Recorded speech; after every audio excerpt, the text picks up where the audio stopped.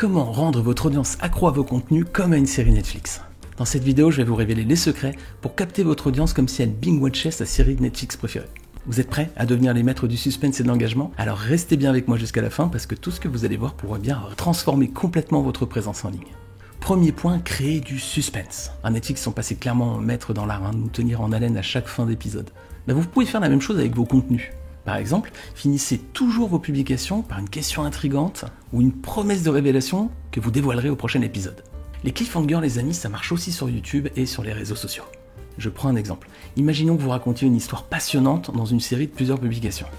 À la fin de chaque message, laissez un peu d'éléments de suspense. Une question sans réponse, par exemple, ou une promesse de révéler une information clé dans la prochaine publication. Ça va inciter votre audience à rester alerte pour savoir la suite. Deuxième point, le storytelling. Les séries Netflix, elles nous captivent aussi parce que les histoires sont bien ficelées. Alors vous aussi, partagez des anecdotes personnelles, des témoignages, racontez votre histoire ou celle de vos produits. Les gens adorent les histoires, vous adorez les histoires, j'adore les histoires, on aime tous ces histoires, alors faites-les rêver. Pour bien utiliser le storytelling, commencez par bien identifier l'histoire de votre marque et l'histoire de vos produits. Quel problème il résout? À quoi il sert ce produit finalement? C'est quoi sa mission? C'est quoi son objet? Et ensuite, vous allez utiliser des anecdotes pour illustrer votre propos. Par exemple, racontez comment votre produit a été conçu. Ou alors vous racontez des anecdotes au sujet de sa création, des réussites, des échecs. Voilà, mettez de l'humain dans finalement ce qui pourrait être très froid, c'est un produit. Mettez une touche d'émotion, mettez une touche d'hémisphère droit pour donner envie autour de ce produit. Un bon storytelling, c'est également de créer des personnages auxquels le public peut s'identifier. Pourquoi? Parce que les gens vont se connecter émotionnellement avec des histoires qui paraissent sincères et authentiques. Alors n'hésitez pas à mettre en avant vos points faibles lorsque vous parlez de vous. On aime tous Spider-Man. Et on n'aime pas Spider-Man parce qu'il est parfait. Voilà. On aime Spider-Man parce qu'il a des failles, il a des faiblesses, il nous ressemble et on peut s'identifier à lui. Donc un bon storytelling, c'est un storytelling authentique. Et comme personne n'est parfait, il faut absolument que vous n'occultiez pas vos faiblesses, vos erreurs et vos échecs. C'est tous ces éléments qui vont faire que votre storytelling va sembler authentique, sincère et que donc on va s'attacher à vous. Troisième point, diversifiez vos contenus. Netflix, il fait pas que des séries, il fait aussi des films, il fait des documentaires, il propose du contenu qui est vraiment varié. Alors vous aussi les amis, dans vos contenus, variez les formats. Ça peut être de la vidéo, courte ou longue, ça peut être des infographies, ça peut être du son, ça peut être de l'image, ça peut être du texte, voilà, variez vos contenus sur la forme. Comme ça, vous allez retenir l'attention de votre public et vous allez lui donner envie de revenir en le surprenant à chaque fois. Par exemple, les vidéos, c'est excellent pour le storytelling. Les articles, c'est excellent pour le SEO. Le son, c'est excellent pour amener une certaine relation, une certaine intimité avec votre audience parce que vous lui susurrez dans l'oreille, comme dans un podcast par exemple. Les infographies, ça permet de faire passer par exemple beaucoup d'informations dans un temps très court. Les lives, c'est plutôt pour de l'interaction en temps réel, voilà, pour faire de l'engagement, pour faire de l'interaction. En variant les formats, vous l'avez compris, vous allez capter différents segments d'audience différents et vous allez répondre aussi à leurs besoins de façon originale, qui est variée aussi et qui est diversifiée. Et ça évite la routine, et puis sûr que vous n'aimez pas la routine, j'aime pas la routine, et personne n'aime la routine. Autant on aime tous ces histoires, autant on déteste tous la routine. Donc, racontez des histoires en storytelling, et puis également varier les formats pour éviter la routine et surprendre votre audience.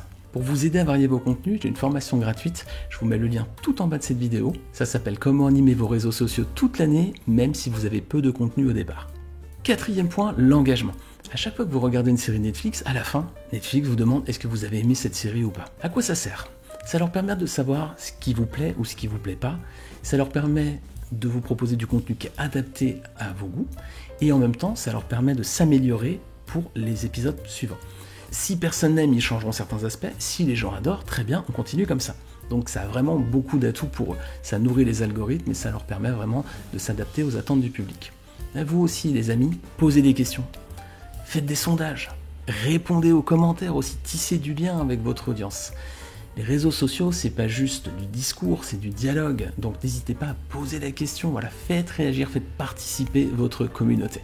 Plus vous interagissez avec vos followers, et plus vous leur donnez envie de consommer vos contenus parce qu'ils se sentent proches de vous, ils ont envie de revenir et d'échanger encore un peu plus, de participer un peu plus aux conversations et d'échanger encore un peu plus avec vous. Donc l'engagement, très important, comme Netflix, ça fonctionne toujours très bien.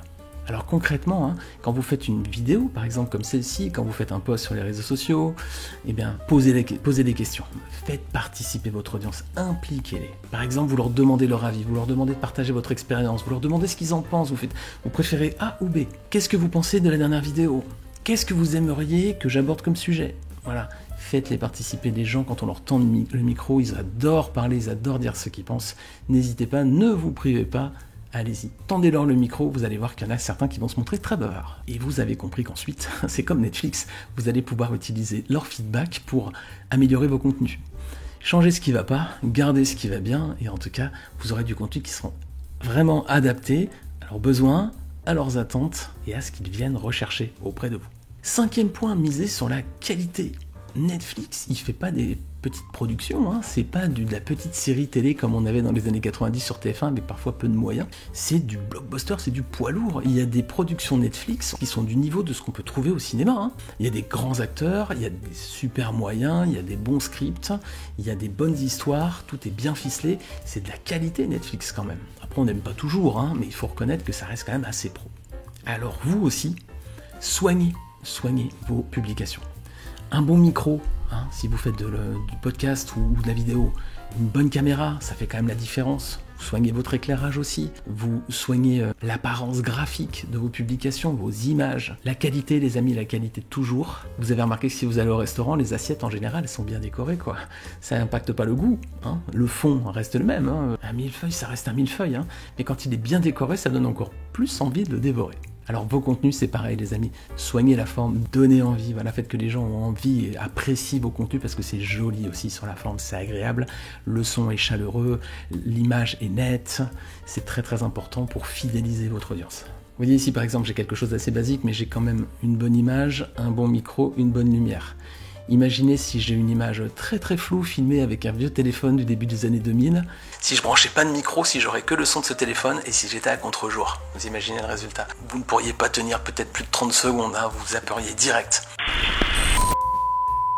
Donc c'est très important aussi pour que votre audience ne décroche pas et qu'elle reste longtemps à consommer vos contenus.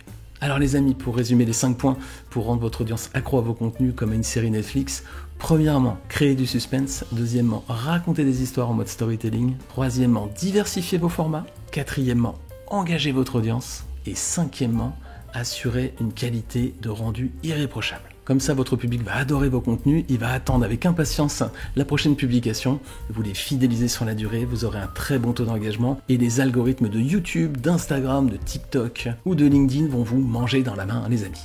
J'espère que ces conseils vous ont été utiles. Avant de partir, n'oubliez pas de vous abonner à la chaîne YouTube, activez bien les notifications pour être informé des prochaines vidéos. Je vous retrouve très vite, salut à tous.